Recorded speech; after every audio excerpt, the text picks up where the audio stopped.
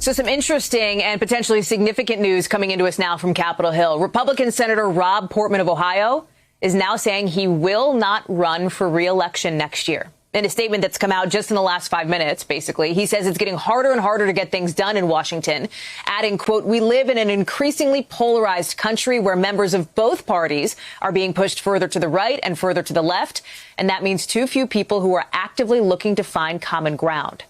Senator Portman was first elected in 2010, re-elected in 2016. So this opens up a Senate seat in a state that already has one Democratic senator, but a state that also voted for President Obama twice, President Trump twice. I want to bring in NBC's Garrett Haake on Capitol Hill.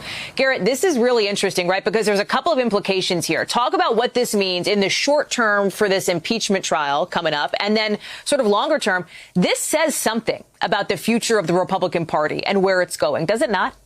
Yes, it does. Make no mistake, Rob Portman is a conservative, but he's never someone who is entirely comfortable in Donald Trump's version of the Republican Party. And now he's getting out of it. He won re-election easily 4 years ago. He probably would have been favored to win re-election this time around. And in that statement, you hear him talking about the way the parties have been pushed further and further apart, how it's harder and harder to get stuff done.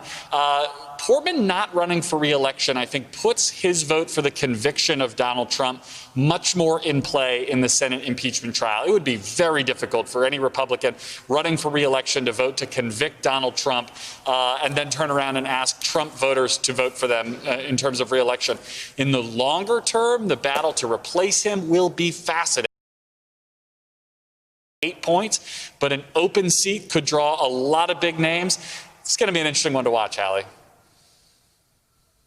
And like you point out here, the senator is basically pointing to the climate in Washington and where his party's going for the reason why he's stepping away from this position. And it suggests that he doesn't think it's going to change, right? Donald Trump will not be on the ticket in 2 years. We know that for sure.